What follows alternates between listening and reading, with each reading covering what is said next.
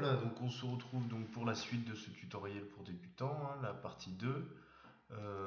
Donc on va continuer en fait en faisant les coussins en fait, en vous montrant une autre technique de modélisation qui est très pratique en fait, qui permet directement d'obtenir un lissage et de travailler dessus. Donc voilà, c'est parti, on reprend notre scène avec notre table et nos deux chaises. Donc on va créer une boîte, voilà, de forme, voilà, à peu près cette taille. Vous faites un clic droit dans la scène pour valider sa création, modifier.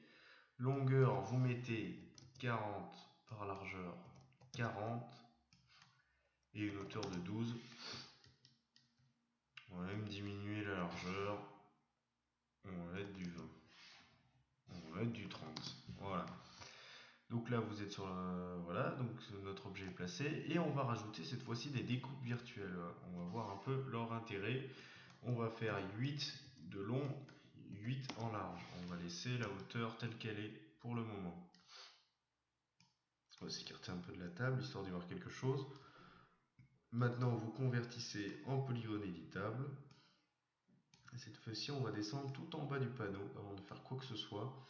Et on va cocher Utiliser subdivision Nurms. Voilà, donc là vous avez déjà un prélissage qui est un petit peu grossier pour moi. Donc vous pouvez augmenter les itérations de 1. Attention, soyez très très prudent avec ce bouton, car si vous les montez à 10, votre PC plante immédiatement, quoi. Donc vous pouvez avoir une super bête de course, vous le montez à 10, c'est fini, la mémoire vive sature, l'ordi s'arrête. Voilà, donc cette fois-ci vous revenez ici et vous sélectionnez les sommets. Et donc on va agir sur les sommets. Donc essayez de sélectionner les mêmes que moi, vous allez comprendre dans 2 secondes pourquoi je sélectionne ces sommets. Il s'agit de créer en fait l'effet rebondi, l'effet coussiné comme il y a en fait sur la photo. Voilà, donc j'en sélectionne plusieurs à l'aide de la touche CTRL, on n'oublie pas. Et là je vais légèrement les descendre sur l'axe Z. Hop. Voilà. Et là on a notre petit effet coussiné assez sympathique. Vous pouvez même vous amuser à bomber un petit peu le coussin. Alors pour ça, vous sélectionnez toutes les arêtes, vous vous mettez en mode arête, vous sélectionnez toutes les arêtes, vous faites un petit connecter, ok, et là quand toutes les arêtes sur le côté sont sélectionnées, vous faites sélection échelle uniforme, et vous pouvez le redimensionner. Voilà, on a un effet un petit peu plus bombé. Après, c'est vous qui voyez. Si jamais vous l'avez désélectionné par erreur, alors soit vous faites CTRL Z, soit sinon pour le sélectionner, il y a une petite astuce qui est très pratique dans 3ds Max. C'est par exemple de tout sélectionner comme ça. Donc vous pouvez désélectionner les arêtes en trop. De cette façon, ça traverse. Mais sinon, vous allez encore plus simple, vous mettez comme ça, et là, vous changez de mode de sélection. C'est-à-dire que si là, par exemple, je veux sélectionner cette face, avec cet outil de sélection, là, toutes les faces qui sont touchées par mon rectangle sont sélectionnées d'office. Quand vous changez de mode, il faut absolument que la face soit dans le carré de sélection, sinon elle n'est pas sélectionnée. C'est-à-dire, hop, voilà. Donc l'intérêt après c'est de l'appliquer avec les arêtes, de vous mettre comme ça. Et là, forcément, il n'y aura que les arêtes du tour qui seront sélectionnées. Voilà, ça c'était pour la petite astuce qui est quand même assez pratique dans certaines situations. Et donc là maintenant on va créer nos petits boutons en fait en utilisant exactement la même technologie en fait. Donc on va créer une boîte complètement bidon de longueur, longueur vous mettez 4, largeur vous mettez 4, hauteur vous pouvez mettre 1. Et vous mettez segment long et segment largeur, vous les mettez à 0. Clic droit sur les petites flèches. Enfin, vous les mettez à 1. La valeur par défaut. Vous convertissez en polygone éditable, on descend, utiliser subdivision Nurms. Vous remontez, donc là si vous zoomez, on vous rendu compte que c'est vraiment horrible. Donc on va plutôt rajouter une itération. C'est peut-être même pas encore assez lisse, vous en remettez une de plus. Et Là, on a un beau résultat. Après, si vous n'êtes pas satisfait, que vous trouvez que c'est pas assez épais ou quoi que ce soit, hein, pas hésiter à cliquer ici sur les faces et redimensionner. Voilà. Hein. D'ailleurs, je vais les mettre un petit peu comme ça. Ça donnera un petit peu de marge. Je reviens au niveau objet et là, on va se rendre compte en fait de l'utilité des autres vues en fait de 3ds Max. Donc, je fais Alt W pour quitter la vue plein écran et je me mets en vue de dessus. Alt W, je sélectionne mon bouton et là en fait je vais les placer dans tous les creux en fait que j'ai fait dans mes coussins. Donc là, ici, je vais le placer de cette façon. On va essayer de le mettre bien au milieu. Et là, on va dupliquer sur l'axe X. Voilà. Et là, on duplique. Voilà. Vous sélectionnez les trois autres. On va pas s'embêter. Hein. Hop. À dupliquer les trois en même temps, c'est très pratique. Et là, on va dupliquer cela.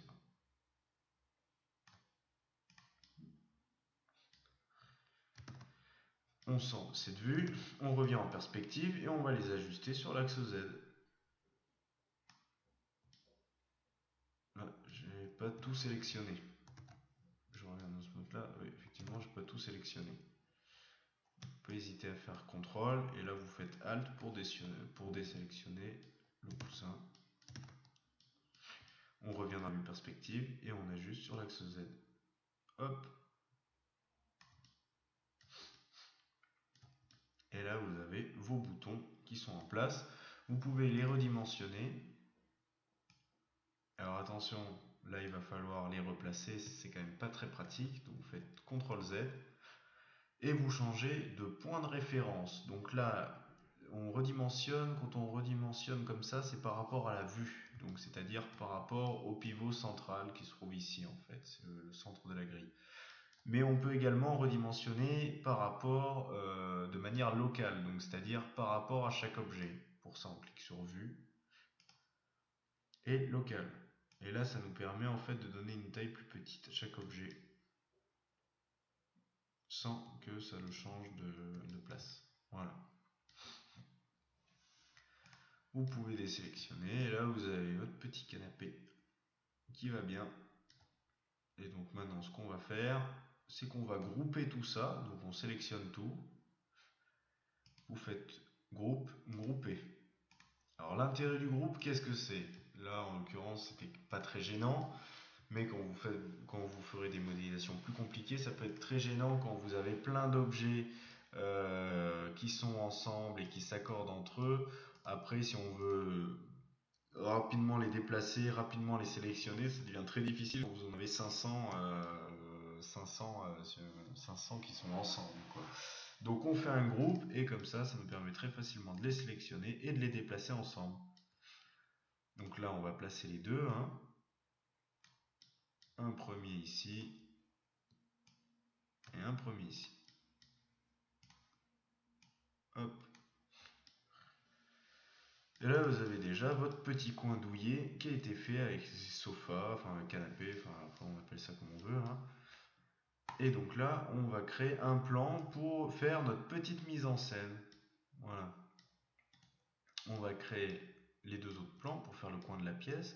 Alors vous voyez, n'hésitez pas à vous servir de la duplication aussi en rotation. Hein. C'est très facile, hein. Vous restez appuyé sur Maj. Bon, là j'ai pas mis la bascule d'accrochage, donc c'est difficile de faire quelque chose de bien droit. Voilà, 90. Et vous pouvez en faire un autre. Je me suis planté.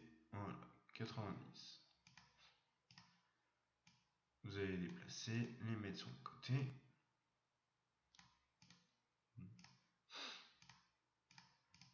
Voilà, et là vous avez déjà une petite scène. Et donc vous pouvez maintenant faire par exemple un rendu. Donc un rendu, qu'est-ce que c'est? Ça, c'est une fenêtre de travail et les couleurs sont très moches. Donc du coup, on fait des rendus qui nous génèrent une image jolie à l'aide d'un moteur de rendu. Donc vous cliquez sur la petite théière qui se trouve ici, production de rendu. Et là, vous avez une première image. Donc là, c'est une image brute, il n'y a pas eu de mise en scène particulière. Donc pour faire une mise en scène de manière assez précise, ce qu'on va faire, c'est Alt W, on va sortir de cette vue et on va se servir de celle-ci. On va mettre en plein écran et vous allez appuyer sur la touche P pour passer en perspective. Vous pouvez aussi, en cliquant là, passer en perspective, hein, c'est très simple. Sortir du mode filaire. Voilà. Et en fait, vous allez vous placer à la place de la vue caméra parce qu'on va transformer cette vue perspective en caméra. On va créer une caméra en fait, hein. On va zoomer un petit peu, faire un petit rendu pour tester si ça va bien. Ouais, ça peut aller.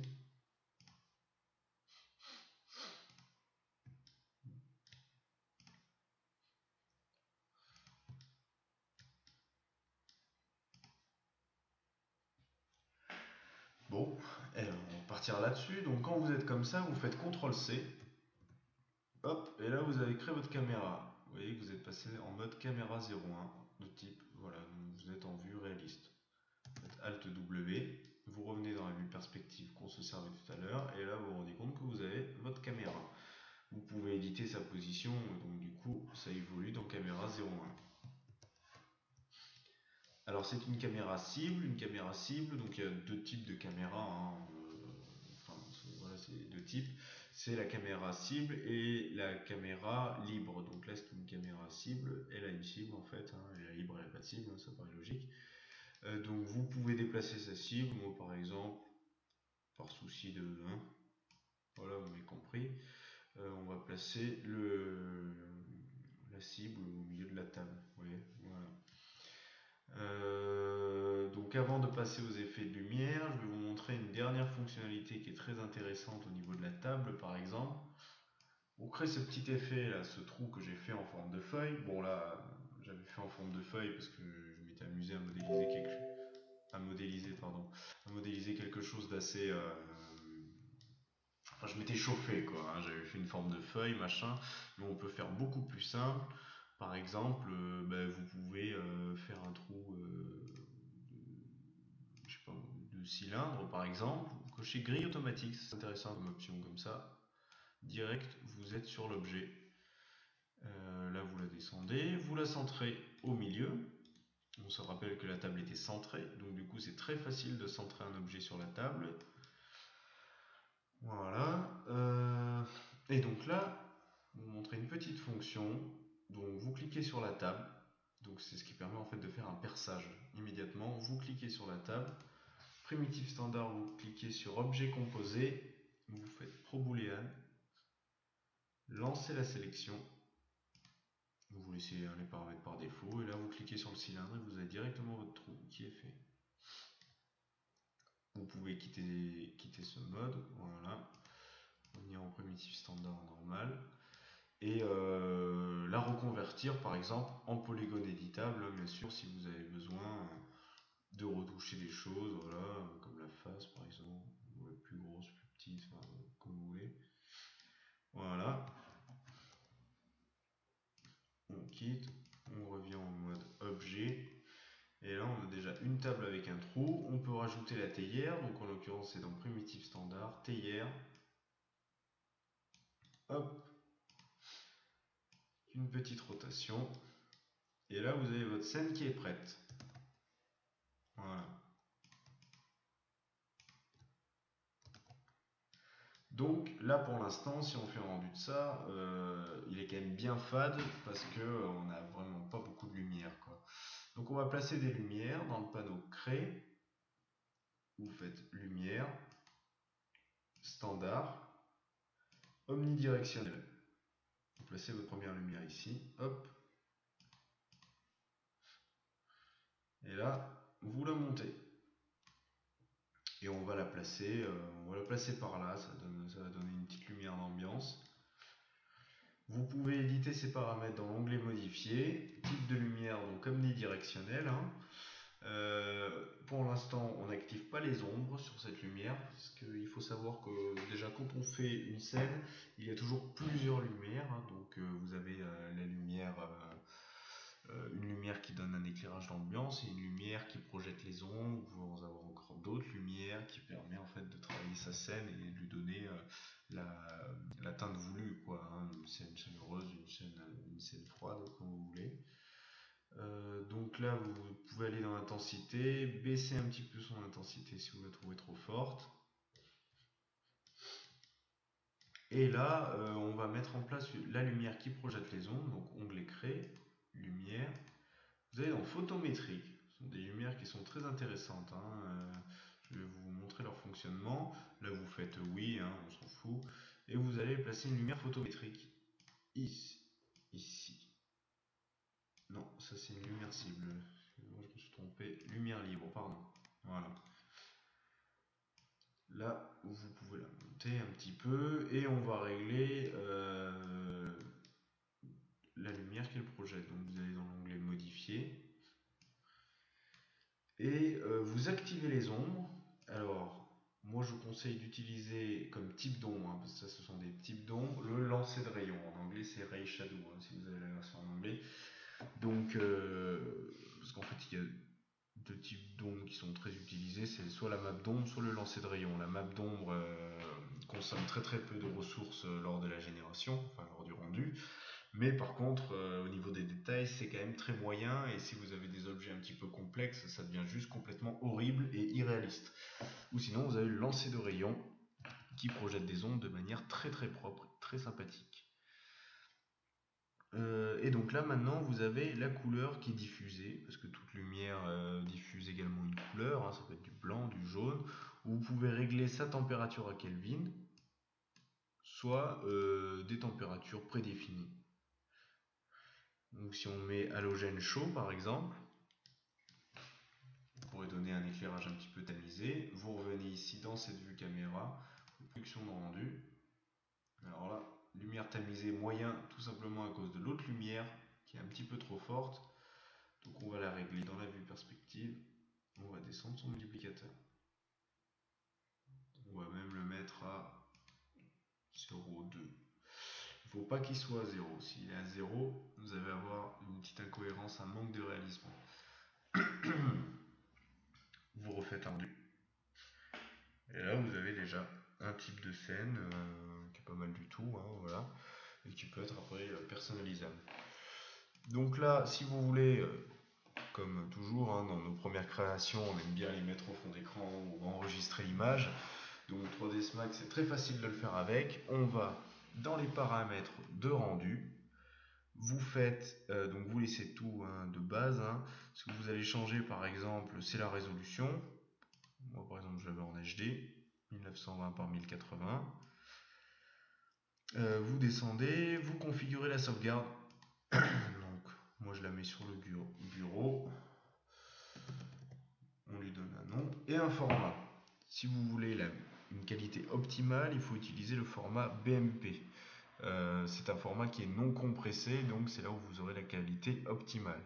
Si vous voulez un format qui est très compressé pour, par exemple pour internet, pour vos sites, etc., là il est conseillé d'utiliser toujours le format PNJ, Portable Network Graphic.